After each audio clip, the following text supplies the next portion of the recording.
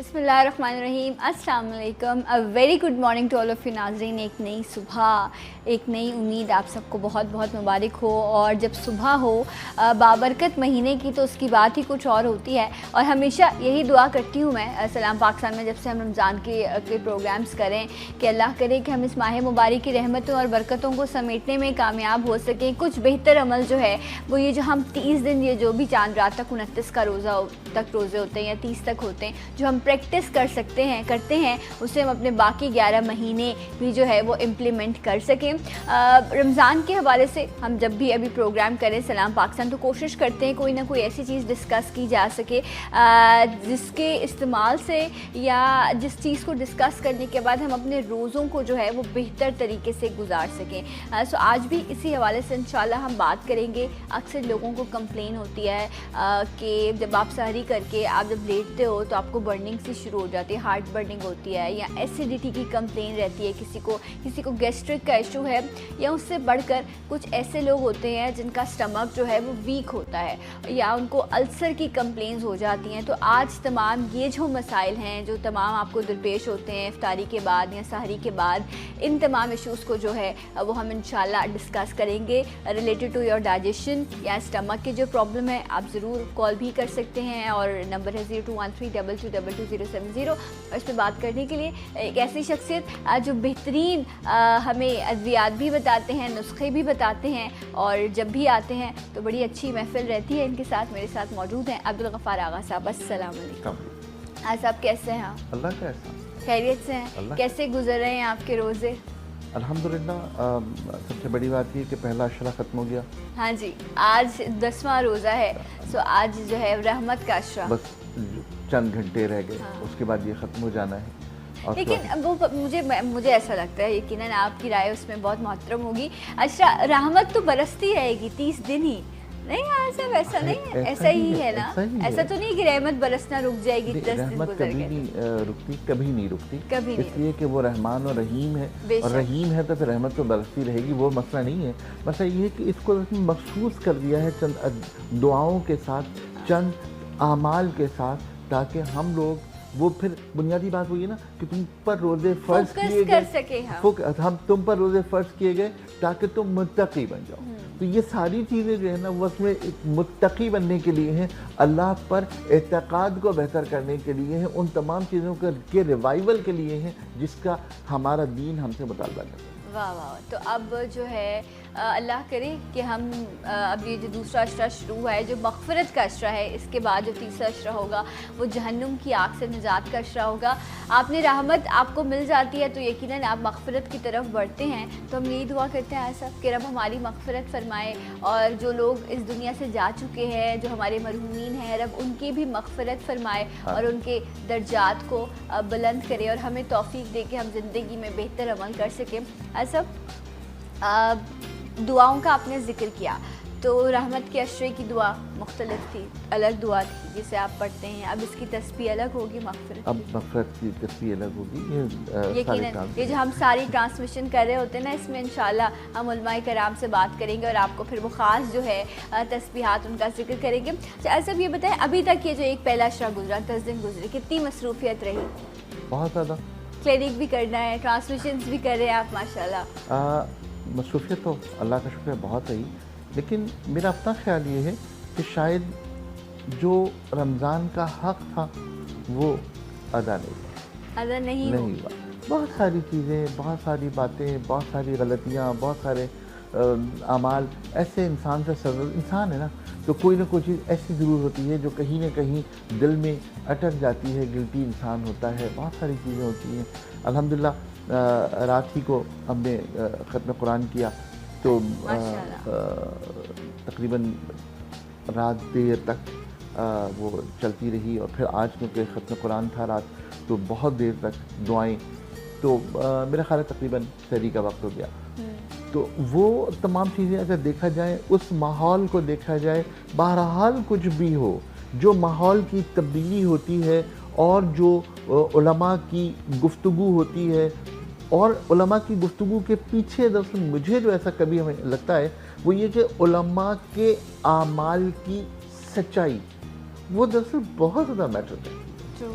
और उसके बाद फिर बहुत सारी महफिलों में बैठकर अंदाज़ा होता है कि हम खड़े कहाँ हैं, हमने अपनी उम्र कहाँ गंवा दी, कहाँ पर बहुत सारी चीज़ें हमसे गलतियाँ हो गई, इन तमाम चीज़। अच्छा बात ये कि अभी क्योंकि वक्त नज़र नहीं आया ना, अभी तक तो कम से कम नहीं आया, तो अभी भी दर खुला है, बिल्कुल अभी भी दर खुला है। तो ये वाली बात कि एक शख्स जो हमेशा एक बुज़ुर्ग के पास आता था, अब वो कहता था कि आप मेरे लिए दुआ कीजिए, आप मेरे लिए दुआ कीजिए। तो वो साहब हमेशा कहते तुम मुझसे क्यों कहते, तुम खुद दुआ क्यों नहीं मांगते? तो कहता था कि मेरा चेहरा, मेरे अमाल, मेरे अंदर का इंसान ऐसा है ही नहीं कि मैं अपने आप को इस काबिल समझूं कि रब के आगे खड़ा हो जाऊं। वाह वाह वाह। तो उन्होंने ये कहा कि क्या तुम समझते हो कि तुम्हारी जो बुराइयां हैं वो इस पूरी दुनिया के अंदर चलने मौजूद ज़रात से भी ज़्यादा हो गई है? उसने कहा नहीं, इतनी तो नहीं हुई। तो कहा उन ज़रात से ज़्यादा कहीं रब की रहमत नहीं है, रब की मग़फ़िरत नहीं है।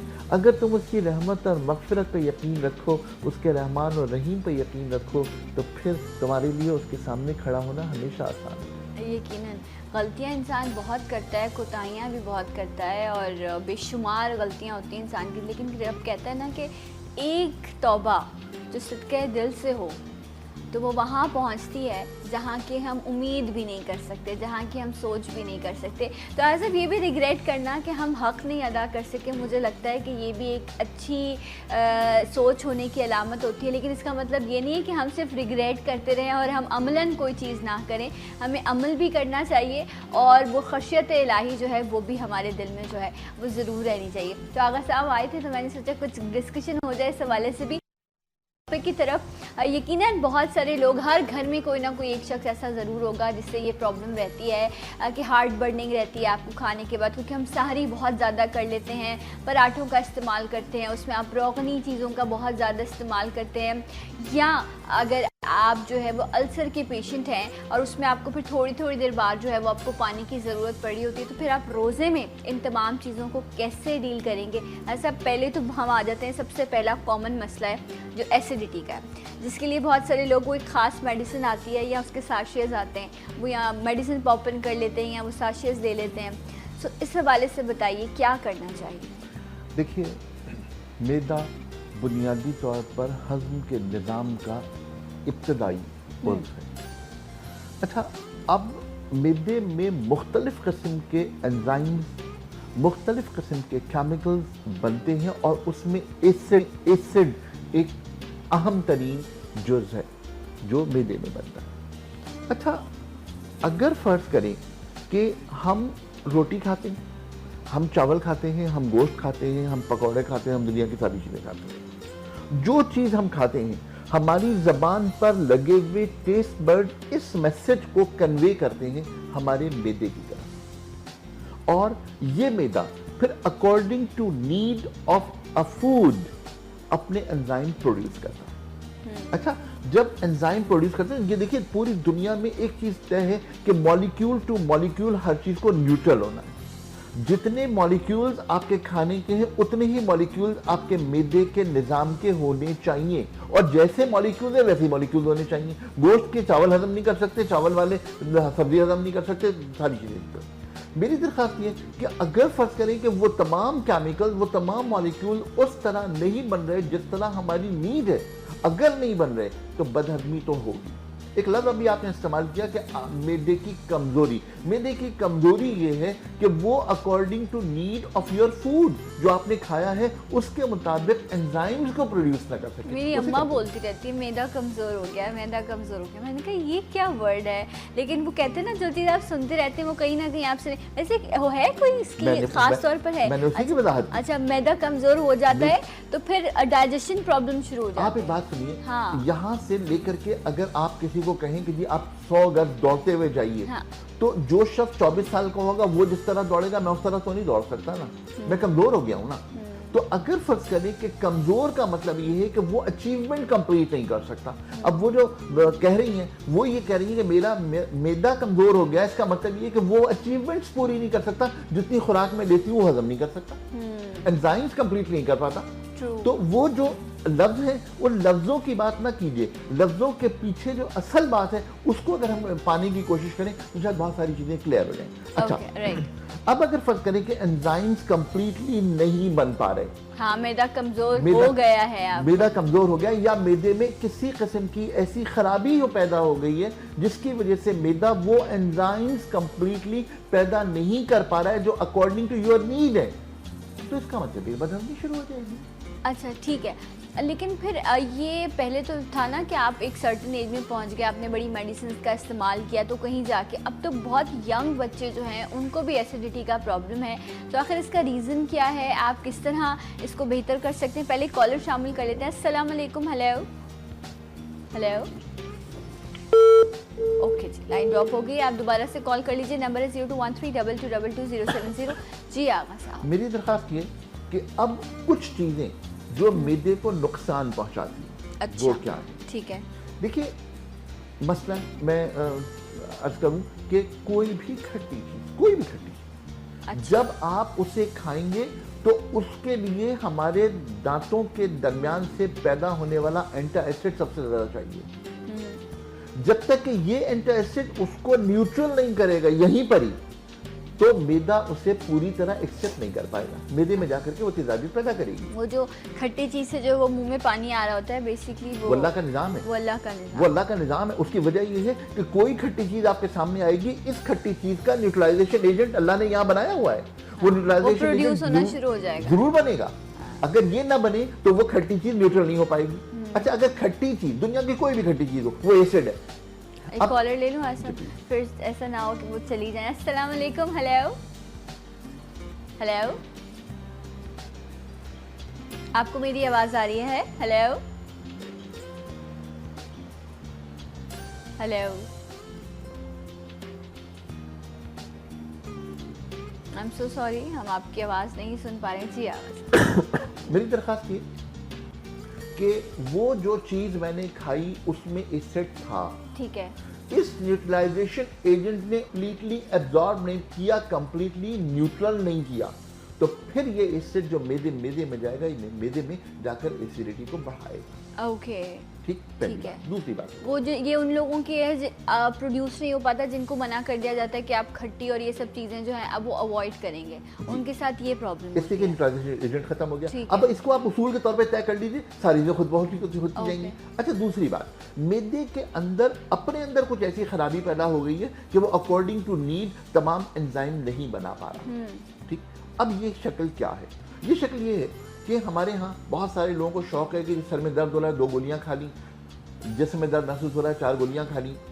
ये गोलियां जो दर्द दूर करने वाली एंटीपायरेटिक या पेन किलर्स हैं, ये पेन किलर अगर खाली पेट खाई जाए तो ये मैदे की दीवार पर चिपक कर मैदे की दीवार को ख़राब करती हैं, उसके अंदर जो ऊपर की म्यूकस मेम्ब्रेन लगी हुई है उसको ख़राब करती है। अच्छा, यहाँ आपने जिक्र किया उन मेडिसिन का जो आप पेन किलर्स के तौर पर लेते हैं। अच्छा, कुछ ख़ास मेडिसिन ऐसी भी होती हैं जो कहा जाता है कि आपको खाने से पहले इस्तेमाल करनी है, सब वो फिर स्पेसिफिक उनका फॉर्मूलाज होता होगा ना, क्योंकि देखिए बहुत सारी ऐसी हैं जो आप कहते, मतलब जो डॉक्टर सजेस्ट करता है कि खाने से पहले आपको ये दवा खानी है। मैंने इसीलिए उसको ख़ास तौर पर उसको बिल्कुल यानी कैलकुलेट कर लिया कि वो एंटीपायरेटिक्स या बुखार उतारने की दर्द दूर करने वाली दवाएं, मैंने सिर्फ उनकी बात, बस वो नुकसान करती है, बाकी और मेडिसिन बहुत सारी नहीं नुकसान देती। मैं जब इसमें स्टेप बाय स्टेप चल रहा था। अच्छा, मेरी दरख्वास्त ये थी कि हम पहले इस चीज़ को वो करें कि मैदे की दीवार को नुकसान कैसे पहुंचा। मैदा बिल्कुल इसी तरह का है जैसे इंतहाई शदीद एजिंग का पेशेंट, उसके चेहरे पर जिस तरह झुर्रियाँ पड़ जाती हैं, इस तरह मैदे की झुर्रियाँ अंदर से दीवार बनी हुई है, इस तरह की झुर्रियाँ हैं। उन झुर्रियों के दरमियान में सेल्स पैदा करने वाले छोटे छोटे से सेल्स हैं जो मुख्तलिफ किस्म के एंजाइम भी पैदा करते हैं, मुख्तलिफ किस्म के एसिड्स भी पैदा करते हैं। देखिए, एसिड पैदा होता है मैदे में, ठीक है। अच्छा, अब ये जब कॉम्बिनेशन खराब हो गई तो फिर एसिड बढ़ना शुरू हो जाएगा। सही है। अब ये एसिड जब बढ़ना शुरू हुआ तो फिर ये मैदे की दीवार को भी नुकसान पहुंचाएगा और मैदे के मुंह पर लगे हुए वॉल्व को भी नुकसान पहुंचाएगा। जब मैदे के वॉल्व को नुकसान पहुंचाएगा तो फिर मैदे का वॉल्व आहिस्ता आहिस्ता ढीला होता जाएगा। अच्छा, अल्लाह का निज़ाम ये है कि जब मैंने खाना खाया और ये निवाला मेरे मैदे में चला गया तो इस मैदे के ऊपर लगे हुए वॉल्व ने मैदे के अंदर जो भी हो रहा है इसको बाहर नहीं निकलने दे। लेकिन अगर किसी वजह से ये वॉल्व ढीला हो जाए, it's called reflux hiatus hernia. अच्छा, रिफ्लक्स हाइटस हर्निया। अगर ये रिफ्लक्स हाइटस हर्निया की वजह से जो ईसोफेगस है, खाने की जो नाली है, इसके मुंह पर लगा हुआ वॉल्व ढीला हो गया है, तो फिर अब अंदर होने वाला हर अमल, अंदर होने वाली हर एसिड ऊपर मैदे में आनी शुरू हो। अच्छा, ये जो है ये फिर ये कैसे हो जाता है, लूज कैसे होने लग जाता है ये? हमारे अपनी गलतियों की वजह से हम खाना खा रहे हैं, बहुत तेज़ खा रहे हैं, खाने को सही तौर पर नहीं चबा रहे, खाने के दौरान हमारे सर पर बहुत सारे बोझ हैं, खाने के दौरान हम मोबाइल भी सुनते जा रहे हैं, खाना भी खाते जा रहे हैं, जो एंजाइटी लेवल का बढ़ना है, ये भी मैदे के निज़ाम को नुकसान पहुंचाता है। राइट, तो मतलब आप चबाकर खाएं, छोटे निवाले खाएं। कुछ लोग इतने बड़े बड़े निवाले खा रहे होते हैं, आप दूसरे के सामने भी ये चीज़ बुरी होती है, तो आप छोटे आपको निवाले खाने चाहिए, आप चबाकर खाना खाएं। ऐसी चीज़ें जो होती तो बहुत जल्दी हैं लेकिन ठीक होने में बड़े मसाइल हो जाते हैं। एक ब्रेक लेते हैं, ब्रेक के बाद आपको फिर ज्वाइन करेंगे सलाम पाकिस्तान में।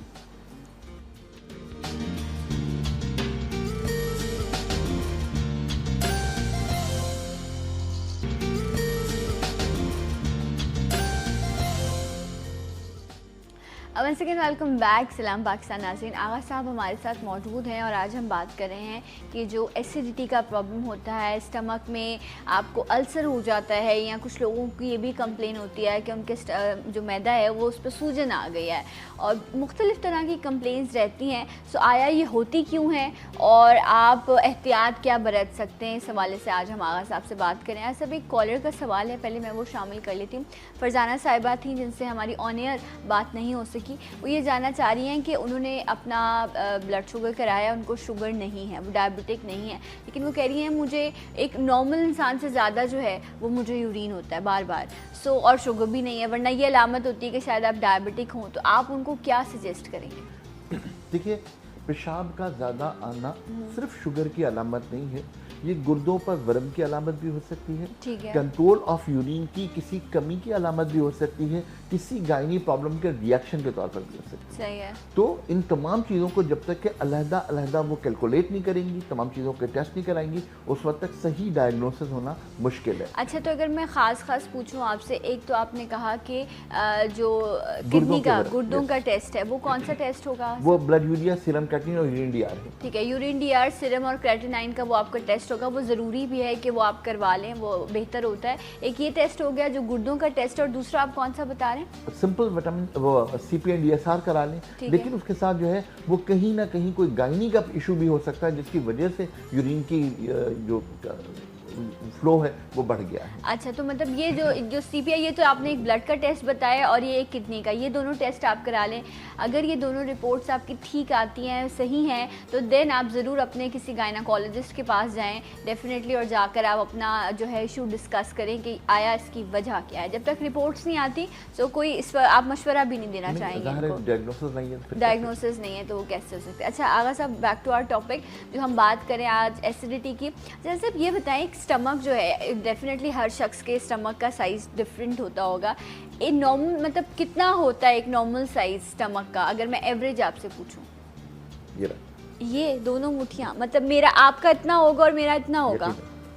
अच्छा, अब आप लोग सोच रहे हैं हम क्या इतना खाते हैं कि इसमें अब फिल हो सके? मतलब से मुझे शर्मिंदगी हो रही है अपने मैदे का साइज़ देकर। ऐसे मैं बहुत कम खाती हूँ, लेकिन फिर भी मैं अगर साहब बात करें, देखिए वो जो हम इतना खा रहे होते हैं वो कैसे इतने से, और ये बलून जैसा होता है ना, ये फूल सकता है, फैल सकता है। अच्छा, और इसी को अगर मैं बेस बनाऊं तो आप ये देखिए कि अगर आप मैदे के निजाम, अब ये है मैदा, ये मैदे का साइज है। अल्लाह अकबर, शर्मिंदा हो रही हूं मैं। ठीक है। अच्छा, अब इस मैदे के साइज पर नबी करीम सल्लल्लाहु अलैहि वसल्लम का हुक्म है कि अपनी भूख के 4 हिस्से करो, 2 हिस्से खाना खाओ, 1 हिस्सा पानी पियो, 1 हिस्सा खाली रहो।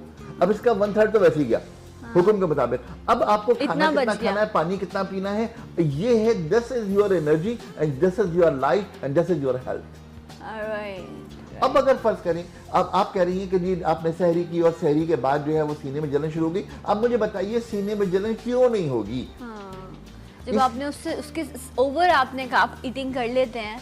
और दूसरी बात ये, मैंने फिर आपसे कहा कि न्यूट्रलाइजेशन एजेंट जो है वो मॉलिक्यूल टू मॉलिक्यूल हमारा न्यूट्रल होना चाहिए। अब वो बेचारा बना कितना रहा है एंजाइम, आप खा कितना रहे हैं, मैदे का निज़ाम खराब नहीं होगा तो फिर क्या होगा। अच्छा चलें, ये तो एक इशू है और एसिडिटी की प्रॉब्लम बहुत सारे लोगों को होगी। अच्छा एक टाइम पर ऐसा वैसा वो मेरे साथ भी, लेकिन इसमें ये जो टाइम मैनेजमेंट है ना कि आप खाना किस टाइम खाते हैं, आप बेड पर किस टाइम जाते हैं, आप कितना उसको जो है बर्न कर लेते हैं, ये मुझे लगता है बड़ी ख़ास टेक्निक है। ये मेरा अपना पर्सनल एक्सपीरियंस है। आगा साहब आप क्या कहेंगे? हकीकत यही है कि हर चीज़ के उसूल तय हैं। हमने तमाम उसूलों को ख़राब कर दिया है। उसूल ये है, पुराने हुकामा का कानून था कि सुबह का नाश्ता करो बादशाहों की तरह, इसलिए कि एंजाइम सारी रात बनते रहे हैं। जब सारी रात बन करके स्टोर होते रहे तो उनके अंदर रिसीविंग एंड एक्सेप्टेंस की सलाहियत सबसे ज़्यादा है सुबह के वक्त। ठीक है, उस वक्त हमने लोगों में मशहूर कर दिया कि सुबह नहार मुँह 4 गिलास पानी पियो, ताकि एंजाइम जो बन गए हैं, जो इस वक्त रिसीव करने के लिए तैयार हैं, वो सारे के सारे डाइल्यूट हो जाए।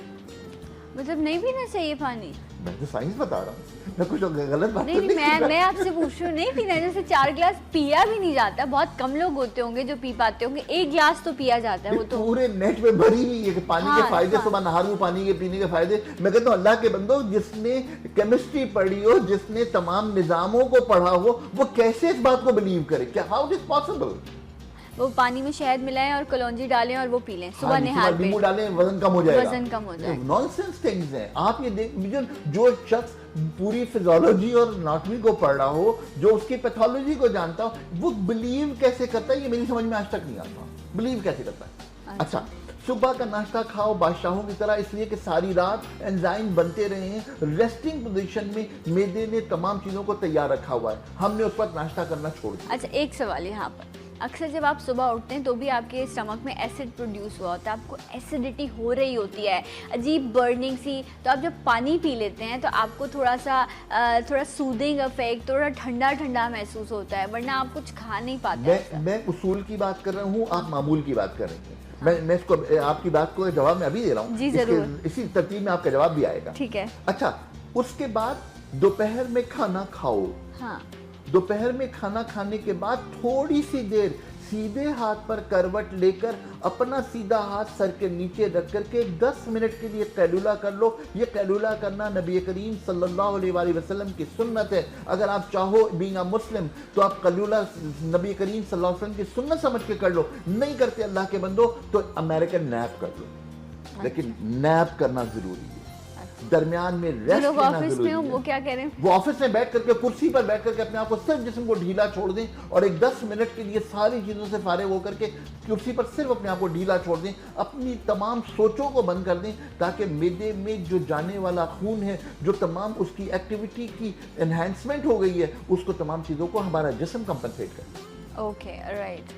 अच्छा, अब ठीक है, दूसरी बात हो गई लंच, उसके बाद रात का खाना। अच्छा, रात का खाना क्या है? सुबह का नाश्ता करो बादशाहों की तरह, दोपहर का खाना खाओ वजीरों की तरह, और रात का खाना खाओ फकीरों की तरह। यानी बहुत कम खाना खाओ, इसलिए कि उसके बाद तुम्हारे मैदे में हजम करने की सलाहियत खत्म हो जाएगी। वो रेस्टिंग पोजीशन में जाना है उसको, इसलिए कि तुम भी सो जाओगे। अब अगर फर्ज करें कि मैं ये करूं कि सुबह जाते हुए बच्चे को नाश्ता ही ना दूं, आदत ही ना डालूं, मैं दोपहर को आने के बाद जब बहुत थका हुआ बच्चा हो तो उसको थोड़ा सा खाना दूं और उसका बच्चा फिर खेलने के लिए या वीडियो गेम लेके बैठ जाए। उसको बैठ करके मैं सारे होटल भरे हुए हूं और मैं अपना मामूल बना लूं कि सारा खाना रात ही को मैंने खाना है, तो फिर उसके बाद वो सुबह की शिकायत जो आप करनी थी वो होनी जायज़ है या ना जायज़ है? बिल्कुल, फिर होनी चाहिए ना। मैं वही कह रहा हूँ कि मैं बात कर रहा हूँ कि जो उसूल होने चाहिए। आप एक डिसेंट्री हो जाए और हमारे यहाँ तमाम जो हमारे मौलिजीन हैं उसके स्टूल का टेस्ट करवाएं और उसके अंदर आता है undigested food particles is there, गैर हजम शुदा ग़िज़ा जो है वो स्टूल में किसी शख्स के मौजूद है और उसका रिएक्शन एसिड है। हमारे यहाँ सारे के सारे पेचिश की दवाएं देते हैं, सारे के सारे पेचिश की दवाएं देते हैं। अल्लाह के बंदो, डाइजेस्ट करना किसकी जिम्मेदारी है? क्या मैदे की जिम्मेदारी नहीं है? अगर मैदे की जिम्मेदारी है तो फिर मैदे का इलाज करते हैं क्यों नहीं? तो मैं आपसे यहाँ इलाज की ही तो बात कर रही हूँ। मैं आपसे ये पूछ रही हूँ कि इलाज क्या होगा? कोई ऐसी चीज़ बताएं कि एसिडिटी के लिए जो मेडिसिन हैं वो आप छोड़ सकें, उसका इलाज क्या है? देखिए, रिवायत, मैं फिर रिवायत पर आऊँ। रिवायत ये है कि अगर मुझे पाए खाने, अगर मुझे निहारी खानी है, अगर मुझे हलीम खानी है, अगर मुझे अपने मामूल से हटकर कोई भी हैवी चीज़ खानी है, मेरे बड़ों ने तसव्वुर ही नहीं दिया अदरक के बगैर, तसव्वुर ही नहीं है। यानी अगर पाए खानी हो, निहारी खानी हो, आपका पहला तसव्वुर जो है वो होगा अदरक, कि मैंने अदरक छड़क के खानी। अदरक क्यों? जिंजर क्यों? उसके अंदर जिंजरीन है। जिंजरीन आज तहकीक हो गई कि वो एंटी कैंसर मेडिसिन है। हमारे यहाँ अदरक और लहसुन के बगैर खाना पकाने का तस्वुर ही मौजूद नहीं है। जो अदरक एक्स्ट्रा हम डालते हैं इसलिए कि वो हमारे एंजाइम्स के लिए स्टिमुलेटर है, हमारे एंजाइम्स को बढ़ाने की दवा है। अब इस अदरक को कैसे इस्तेमाल करना है? इस अदरक को आप वैसे ही खाने में छिड़क कर इस्तेमाल कर लीजिए। अदरक को बिल्कुल बारीक काट करके आप पानी में डाल दीजिए, उसको खूब अच्छी तरह उबाल दीजिए, उसमें चाहें तो शहद डाल दीजिए, वरना वही खाली आप अदरक का पानी पी लीजिए। अगर आप इसमें पुदीने का इजाफा कर लें तो आपके एंजाइम, मैदे के निज़ाम वैसे ही बेहतर हो जाएंगे। अगर आप अदरक और पुदीने के पानी को मिला करके अगर सहरी के बाद अगर आप लेना शुरू कर दें, ऑटोमेटिकली आपके हजम का निज़ाम बेहतर हो जाएगा। Okay right. तो आपने सहरी में अगर आपको एसिडिटी का प्रॉब्लम है, पहले तो आप कम खाएं, अपना पेट समझ के खाएं और ये सोच के खाएं कि इसने एक सर्टेन टाइम में डाइजेस्ट हो जाना है। ऐसा कोई स्टोरेज सिस्टम नहीं बनाया गया कि आप, हम कोई सहराई जानवर, ऊँट नहीं है हम, कि हम उसको स्टोर कर लेंगे। इसलिए आप पहले कम खाएं। और अगर आपको एसिडिटी की कंप्लेन है तो अपने अदरक को बॉईल करना है और उस पानी में आप, अगर आप चाहते हैं तो आप उसमें शहद ऐड कर लें और पुदीना ऐड कर लें। आप उसका पानी आप इस्तेमाल कर लें, इंशाल्लाह उससे भी बेहतर। आज सब लोग सौंफ का पानी भी इस्तेमाल करते हैं इसके लिए। बहुत सारी चीज़ें मैं एक, अच्छा वैसे सौंफ फ़ायदा करती है, सूदिंग करती है, बहुत ज़्यादा फ़ायदा करती है। मैं एक छोटी सी बात आपसे करूं। एक मेरे बुजुर्ग हैं, अल्लाह ताला उनको ज़िंदगी दे। मैं जब स्टूडेंट लाइफ में था तो मैं कभी कभी उनके पास जाके बैठता था, कुछ सीखता था। तो उनसे मैंने पूछा कि जी ये नुस्खा कैसे मुरतब करते हैं, स्टूडेंट लाइफ की मेरी, नुस्खा कैसे मुरतब करते हैं? तो उन्होंने कहा अच्छा तुम ये बताओ अदरक की प्रॉपर्टीज़ क्या है। तो अदरक जो है वो हज़म का निज़ाम बेहतर करती है। अदरक जो है वो हमारे यहाँ कहते हैं मुनफ़्फ़िस बलगम है, बलगम को निकालती है। अच्छा। तो मैंने कहने लगे बस। अब अगर देखो कि तुम्हें हजम का निज़ाम बेहतर करना है तो अदरक के अंदर अगर तुम सौंफ बढ़ा दोगे तो उसके अदरक की क्वालिटीज़ जो हजम के निज़ाम को बेहतर करने की ये बढ़ जाएंगी। अदरक के अंदर पुदीना बढ़ा दोगे, बढ़ जाएंगी। अदरक के अंदर सफ़ेद जीरा बढ़ा दोगे, बढ़ जाएंगी। हजम का निज़ाम बेहतर करना है ना, तो उसकी इआनत के लिए, सपोर्ट के लिए आप दवाएं बढ़ाते जाइए। अच्छा अभी उसी अदरक को मैं बलगम निकालने के लिए इस्तेमाल कर रहा हूँ, तो उस अदरक में मैं काला नमक ऐड कर दूँ, उस अदरक में मैं मुलेठी ऐड कर दूँ, उस अदरक के अंदर मैं जूफा का शरबत ऐड कर दूँ, तो फिर क्या होगा? फिर वो बलगम निकालने वाली दवा बन जाएगी। ओके सो मतलब कॉम्बिनेशन जो है वो बड़े इंपॉर्टेंट है, लेकिन वो आप तभी कर सकते हैं जब आपको उन तमाम चीज़ों की प्रॉपर्टीज़ का पता हो। यकीनन मज़ीद भी चीज़ें हैं जो डिस्कस करनी है। अल्सर के हवाले से मुझे इलाज जानना है कि क्या किया जा सकता है। ब्रेक के बाद मेरे साथ रहिए। सलाम पाकिस्तान।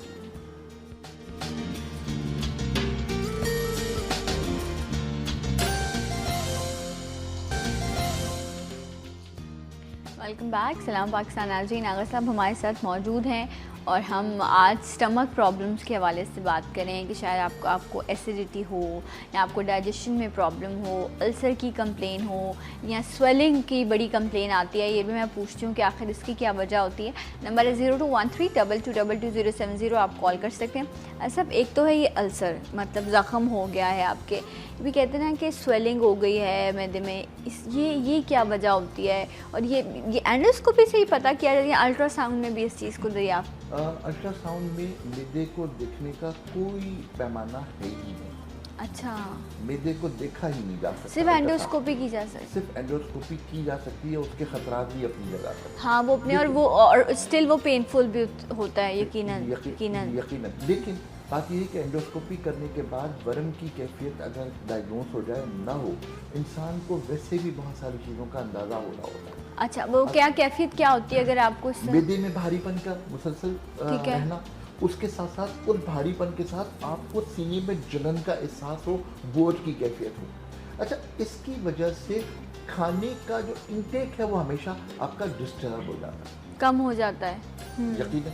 अच्छा, वर्म में फिर खाना खाने के बाद अब दो कैफियत पैदा होती हैं। खाना खाने के फ़ौरन बाद जैसे ही मैदे में बोझ पैदा होगा वैसे ही दर्द शुरू हो जाएगा, या मैदा बिल्कुल खाली होगा तो दर्द शुरू हो जाएगा।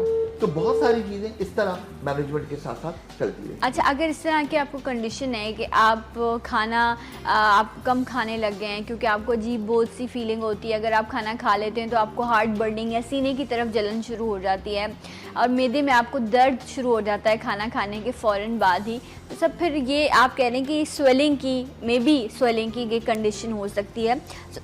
ऐसी सूरत में क्या करना चाहिए, इलाज क्या है? सबसे पहले तो अपनी खुराक को कम करें, इसलिए कि आपने उस वरम वाले, उस सूजन वाले मैदे से ही काम लेना है। हाँ, बिल्कुल। तो अपनी खुराक को आपने कम करना है, बहुत लाइट ग़िज़ा लेनी है, चाहे आप साबूदाना ले लें, चाहे आप दलिया ले लें, चाहे आप पतली खिचड़ी बना करके ले लें, और चाहे आप सौंफ और पुदीने का पानी पीना शुरू कर दें। ठीक है। तो आहिस्ता आहिस्ता वरम की कैफियत वो कम होती जाएगी। ये तो अपनी जगह पर। दवाओं की तरफ आऊँ तो मैं 2-3 कॉम्बिनेशन आपसे अर्ज करता हूँ। 3 दवाओं का कॉम्बिनेशन है, एक ग्रुप है जवारिश जालिनूस, जवारिश तबाशीर और दोबारा बता दीजिए। जवारिश जालिनूस, जवारिश तबाशीर और जवारिश कमूनी, ये एक 3 दवाओं का कॉम्बिनेशन है। ये तीनों दवाएं हम वजन में 100-100 ग्राम लेकर के मिक्स कर लीजिए। ये 1 चम्मच सुबह, 1 चम्मच दोपहर और 1 चम्मच शाम खाना खाने के फ़ौरन बाद इस्तेमाल करें। अच्छा। एक तो ये कॉम्बिनेशन। अच्छा, अब इसके बावजूद भी एसिडिटी बहुत ज़्यादा पैदा हो रही है, तो उस एसिडिटी को कम करने के लिए, मुंह के छालों को कम करने के लिए एक छोटी सी कॉम्बिनेशन और अर्ज करता हूँ। ये 4 चीज़ें। सबसे पहली दवा है, इसका नाम है सत्ते गिलो 50 ग्राम, तबाशीर 50 ग्राम, छोटी इलायची के दाने 10 अदद और 120 ग्राम मिश्री। मैं 4 चीज़ें बता रहा हूँ, दोबारा अर्ज करता हूँ। सबसे पहली चीज़ है सत्ते गिलो 50 ग्राम, तबाशीर 50 ग्राम, छोटी इलायची के दाने 10 ग्राम और 120 ग्राम मिश्री। इन चारों चीज़ों को मिलाकर रखिए। मुंह में छाले हो रहे हैं, एसिडिटी हो रही है, बच्चों के मुंह में छाले हो रहे हैं, बहुत ज़्यादा सीना जलने की शिकायत है, इस कॉम्बिनेशन को अपने घर में रखिए। ½ टीस्पून इस्तेमाल कीजिए, इससे बहुत सारे मसाइल ज़िंदगी के कम हो जाएंगे। ओके, वेरी नाइस, ज़बरदस्त। तो 2 चीज़ें हैं, इन दोनों का इस्तेमाल आप एट ए टाइम कर सकते हैं। अगर आपको स्वेलिंग फील होती है, आपको लगता है कि आप खाना खाने के बाद आपके मैदे में दर्द शुरू हो जाता है, डाइजेशन का प्रॉब्लम है, या अगर आपको एसिडिटी का प्रॉब्लम है, तो आप ये दोनों चीज़ों को, दोनों फार्मूलाज एट ए टाइम आप यूज़ कर सकते हैं। जो सत्ते किलो वाला फार्मूला है, इसके बारे में अर्ज करता हूँ कि मैं 2-3 लोगों से मिला दुबई में, मैंने कुछ लोगों से मुलाकात की लंदन में। ये नुस्खा तमाम लोग इस्तेमाल करते थे, तो मैंने पूछा कि इस नुस्खे का नाम क्या है, तुमने क्या नाम रखा हुआ है इस नुस्खे का? तो कहते थे रहमानी। किस्मत की बात है कि जिन लोगों से मैं मिला था वो बिल्कुल मुख्तलिफ लोग थे जो दुबई में थे, बिल्कुल मुख्तलिफ लोग थे जो इंग्लैंड में थे, लेकिन नाम दोनों ने रहमानी रखा हुआ था इसका। तो मैंने पूछा ये रहमानी नाम क्यों रखा हुआ है? कहा वाकई इतनी रहमान है ये हमारे जिस्म के साथ कि जब जिस्म में जाती है तो सुकून पैदा कर देती है। माशाल्लाह, क्या बात है। तो आप ज़रूर इसको इस्तेमाल करें, और अगर ऐसे लोग आपके इर्द गिर्द मौजूद हैं तो उनको भी ज़रूर बताएं, और आप इस कॉम्बिनेशन को इस्तेमाल करके फिर हमें भी अपना फीडबैक दीजिएगा कि कैसा रहा इसका आपका तजुर्बा। और इसके साथ साथ एक और हम बड़ी आम सी बात कर रहे होते हैं यहाँ पर, आगा साहब ने कहा कि अपनी ग़िज़ा को जो है वो लाइटर फूड की तरफ लेकर आएँ। ये जो फ्राइड आइटम्स हैं या ये जो बहुत मुरगन ग़िज़ाएँ हैं, इनका आप इस्तेमाल कुछ अरसे के लिए तर्क कर दें। सब क्या, रोटी जो हम गंदम खाते हैं, जब हमारा मैदा या सूजन का शिकार हो या अल्सर का शिकार हो, तो कहते हैं ना ब्रेड का इस्तेमाल बढ़ा दिया जाता है। रोटी को कहते हैं कि आप मत खाएं, बुखार में भी कहते हैं कि आप रोटी मत खाएं। तो क्यों मना करते हैं, मतलब गंदम का इस्तेमाल क्यों मना करते हैं? लोग आमतौर पर समझते हैं कि गंदम जो है वो भारी होती है। हाँ, तो मैंने भी देखिए जो नाम लिया वो जौ के दलिए का लिया। जी जी। लेकिन मैं एक छोटी सी तस्हीह चाहूँगा, वो ये कि ब्रेड जो है वो मैदे से बनती है और मैदा जो है वो गंदम ही की एक शक्ल है। ठीक है। और मैदा न सिर्फ हैवी हो जाता है, फाइन हो जाता है, मैदे में जाकर के मैदे की रोटी वो ज़्यादा देर भारीपन पैदा करती है। तो ज़्यादा बेहतर और उसके अंदर ईस्ट होता है बहुत ज़्यादा, ब्रेड में ईस्ट होता है, तो लिहाजा वो इस्तेमाल करना बहुत मतलब रिकमेंडेड नहीं है। ज़्यादा बेहतर बात यह है कि आप चावल और बहुत पतली सी खिचड़ी इस्तेमाल करें, उससे आपकी एनर्जी बेहतर है। अगर फ़र्ज़ करें कि कोई शख्स समझता है कि खिचड़ी के इस्तेमाल से उसके जिस्म के अंदर एनर्जी की कमी हो जाएगी, तो मैं उससे अर्ज़ करता हूँ कि 2-3 बोटियाँ बकरे के गोश्त की ले लें, उसको पानी में अदरक लहसुन डाल करके खूब अच्छी तरह उबाल लें, उसको छान लें, इस पानी में खिचड़ी बना लें। इस पानी में, इस यखनी में सिंपल मूंग की दाल बना लें। आप यकीन करें कि इंसान की एनर्जी फ़ौरन वापस आएगी। मैदे पर बोझ पड़े बगैर वो लोग जो मैदे के मरीज़ हैं, इस तरह की ग़िज़ाएँ इस्तेमाल करके अपने आप को रिवाइवल। नहीं, वो जो आपने मटन जो लिया है, आप उसको भी जो है उसको श्रेड करके वो भी आप उसमें ऐड कर सकते हैं, हल्का थोड़ा थोड़ा, बहुत ज़्यादा नहीं।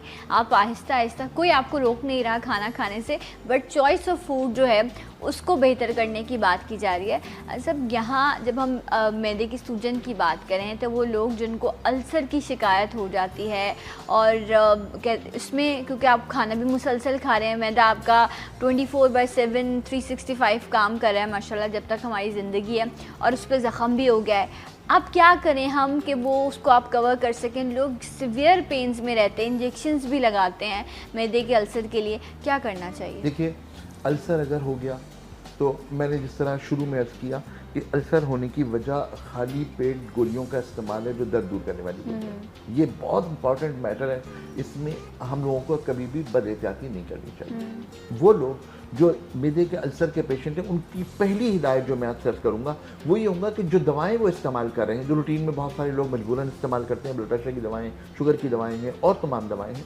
उनसे मैं दरख्वास्त करूँगा कि वो जब भी दवाएँ खाएँ खाना खाने के दरमियान में खा लें। ठीक है। उससे वो जो एक पॉसिबिलिटी है कि दवा जाकर के मैदे की दीवार पर चिपक कर वहाँ पर अल्सर पैदा करेगी, खराश पैदा करेगी, वो इम्कान ख़त्म हो जाएगा। अच्छा, और वो जो कहते हैं कि खाने के आधे घंटे बाद दवा खाओ या इतनी देर बाद दवा खाओ, वो ऐसा कोई रूल नहीं है? आप खाने के बीच में खा सकते हैं? उसमें बिल्कुल खाने के बीच में खा सकते हैं। अच्छा। जो लोग कहते हैं खाना खाने के आधा घंटे बाद खाओ, 2 घंटे बाद खाओ, 3 घंटे बाद खाओ, फिर वो खाली पेट खिला रहे हैं, उसमें मसाइल फिर जरूर पैदा होंगे। अच्छा, ठीक है, ओके। तो ये एक अच्छी बात है कि आप आखिरी एक दो निवाले से पहले आप जो है आप अपनी मेडिसिन खा लें। कोई हर्ज नहीं, आधा घंटे बाद खानी है तो क्या आप आधा घंटे बाद खाएं, उसके बाद एक बिस्किट खा लें, एक बिस्किट खा लें, ताकि उसके न्यूट्रलाइजेशन एजेंट में कहीं पर हम अपने मैदे के बोझ को कम कर सकें। हाँ, अच्छा, वैसे कुछ अच्छी डॉक्टर्स जो हैं, सारे डॉक्टर्स अच्छे होते होंगे यकीनन, वो दूध का बड़ा जो है वो इस्तेमाल का जोर देते हैं कि आप ख़ास तौर पे जब एंटीबायोटिक्स आप ले रहे होते हैं कि आप दूध के साथ इन दवाओं का इस्तेमाल करें। अगर मैं उन लोगों की बात नहीं करी जिनको एलर्जी है, वो जो सो कॉल्ड दूध पे मुंह बनाते हैं या मुंह चढ़ाते हैं, मैं वो एक्सेप्शनल्स हैं, उनको एक साइड पे कर दें, नॉर्मल लोगों की बात कर रही हूँ। देखिए, दूध का इस्तेमाल एंटीबायोटिक के साथ बहुत अच्छा है। मैं इसमें थोड़ी सी चीज़ ऐड करूँ, बिल्कुल वो ये कि एंटीबायोटिक का मतलब ये है कि वो हमारे जिस्म में, जीआई ट्रैक्ट में जितने भी बायोटिक्स हैं उन सबको मार देगी। उसके अंदर दोस्त और दुश्मन की तमीज है ही नहीं। हाँ। नहीं है। लिहाजा एंटीबायोटिक जो शख्स इस्तेमाल कर रहा है वो ये तय कर ले कि उसके जिस्म में प्रीबायोटिक और प्रोबायोटिक जो हमारे हजम के निज़ाम को बेहतर करने वाली चीज़ें वो भी मर जाएंगी। तो अब हजम के निज़ाम को बेहतर करने के लिए, उसको सेव करने के लिए बेहतरीन दवा अगर मुझसे आप पूछेंगी तो वो एक ही है, और वो है दही, घर का बना हुआ जो मिट्टी के कूड़े में बना हुआ। अच्छा। वो दही से बेहतर दवा कोई नहीं, इसलिए उसके अंदर प्रीबायोटिक्स भी मौजूद है, प्रोबायोटिक्स भी मौजूद है। अगर आप एंटीबायोटिक इस्तेमाल कर रहे हैं और आप इस तरह दही थोड़ा सा इस्तेमाल कर लें तो फिर उसके रिएक्शंस को कंपैरेटिवली कम किया। अच्छा, जहाँ जिक्र छिड़ी गया एंटीबायोटिक्स का, तो यहाँ पर जो डॉक्टर्स हैं जब वो एंटीबायोटिक्स आपको सजेस्ट करते हैं तो वो उसके साथ आपको एक दवा भी सजेस्ट करते हैं जिससे आपका स्टमक अपसेट ना हो सब। अदरवाइज़ अगर आप सिर्फ एंटीबायोटिक ले रहे हैं और आपने उसके साथ कोई भी स्टमक को नॉर्मल रखने के लिए मेडिसिन नहीं ली तो आपका पेट ख़राब हो जाता है। देखिए, जिस दवा की आप बात कर रही हैं ये 3 दवाओं की कॉम्बिनेशन है। फैमोटिडाइन है, रेनिटिडीन है और अमोप्राज़ोल और ऑल्मेप्राज़ोल है। ये एंटासिड हैं, ये एंटासिड हैं, ये सिर्फ एसिडिटी को न्यूट्रलाइजेशन एजेंट हैं। मेरा सवाल ये है कि क्या मैदे में सिर्फ एसिड बनता है या एंजाइम भी बनते हैं? उन एंजाइम्स की दवा कहाँ से लाएं? उन एंजाइम्स की दवा जब तक आप नहीं देंगे आप सिस्टम को कैसे ठीक करेंगे? ये तो महज दिल के बहलावे की बात है कि जी एसिड क्योंकि हो सकता है, एसिड बनेगा और एसिडिटी की वजह से क्योंकि सबसे ज़्यादा तकलीफ होगी, जलन बहुत ज़्यादा होगी, ज़्यादा जलन को कम कर लिए एसिड को कम कर दिया जाए, ज़्यादा एंटासिड दे दीजिए। यही बात दूध वाली है। लेकिन दूध में ध्यान में रखिएगा कि दूध के अंदर लैक्टिक एसिड भी होता है, दूध के अंदर भी लैक्टिक एसिड होता है। इसलिए मैंने कहा कि उसके एंजाइम्स को बढ़ा लीजिए, दही का इस्तेमाल कर लीजिए ताकि आप इन तमाम इल्लतों से निकल जाएं। क्या बात है, ज़बरदस्त। तो आसान हल यहाँ पर मिल गया है। वापस आते हैं, वो बीच में बात रह गई थी कि हम जो अल्सर बन जाता है उसके लिए आप कोई ख़ास कोई फार्मूला, कोई कॉम्बिनेशन सजेस्ट करेंगे? मैं अर्ज़ करता हूँ कि जो दवा मैंने आज अर्ज़ की रहमानी के नाम से, सत्ते की 2 तबाशीर, छोटी इलायची और मिश्री वाली, ये दवा एसिडिटी को कम करने के लिए बहुत अच्छी दवा है। ठीक है। अगर ये खाना खाने से पहले ले ली जाए तो ये मैदे को इस तरह पेस्ट कर देती है, ऊपर से एक लाइन लगा देती है कि वो अल्सर की कैफियत ज़रूर कम हो जाती है। अच्छा, ठीक है। तो इस दवा को अगर मुसलसल इस्तेमाल करें तो जिन लोगों को अल्सर है वो अल्सर भी बेहतर हो जाएगा, एसिडिटी बहुत जल्दी ठीक हो जाएगी, एंजाइम, मैंने वो 3 दवाओं की कॉम्बिनेशन दी, वो एंजाइम्स के लिए दी। ये जो एक कंप्लीट पैकेज है ये हज़म के निज़ाम के लिए है। और ये बात तय कर लीजिए, मैं अर्ज़ करता हूँ कि हमारे हुक्मा जो पुराने हैं वो हमेशा ये कहते हैं कि दुनिया का हर मर्ज़ का इलाज करो, खुदा के लिए पहले मैदे की दवा दो। इसलिए कि अगर फर्ज करें कि मुट्ठी भर के 8-8 गोलियां खा रहा हूं, वो उसके साथ में खाना नहीं खाया जा रहा, मैं पाव रोटी खाना खाकर छोड़ देता हूं इसलिए कि मेरा मैदा एक्सेप्ट नहीं कर रहा, लेकिन ये मुट्ठी भर के गोलियां भी खानी है मुझे, तो अल्लाह के बंदो पहले मैदा क्यों नहीं ठीक करते? इसलिए कि दवा ने जाकर मैदे में ही हजम होना है, असर भी वहीं से करना है, एब्जॉर्ब भी वहीं से होना है, तो मैदे का इलाज क्यों नहीं करते? इसीलिए पुराने हुकामा कहते हैं कि दुनिया का हर इलाज करो मगर पहले मैदे का करो। मैदे की दवा के बगैर दुनिया का कोई इलाज मुमकिन नहीं। अच्छा, ये जो इसबगोल के भी बेशुमार आपको कॉम्बिनेशन जो हैं वो इंटरनेट पर मिल जाते हैं।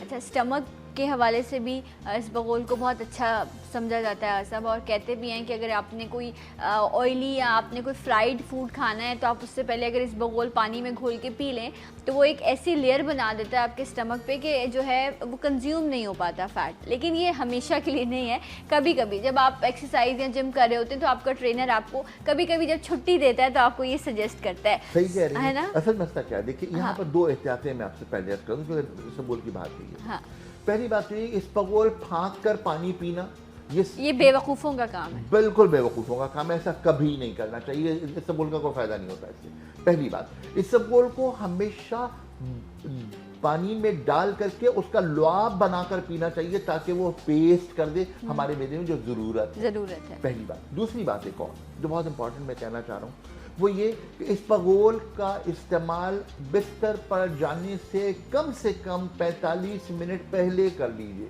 ओके। इसलिए कि मैदे में जाने के बाद भी इसबगोल में ये सलाहियत होती है कि वो फूल रहा होता है। ठीक है। जो लोग मैदे के रिफ्लक्स हाइटस हर्निया के पेशेंट हैं, शायद वो 10% है, शायद वो 5% है, लेकिन अगर वो मैदे में इसबगोल डाल लेंगे और बिस्तर पर जाकर लेट जाएंगे तो इस बात का इम्कान है कि इसबगोल फूलकर उनके सांस की नली तक आ जाए।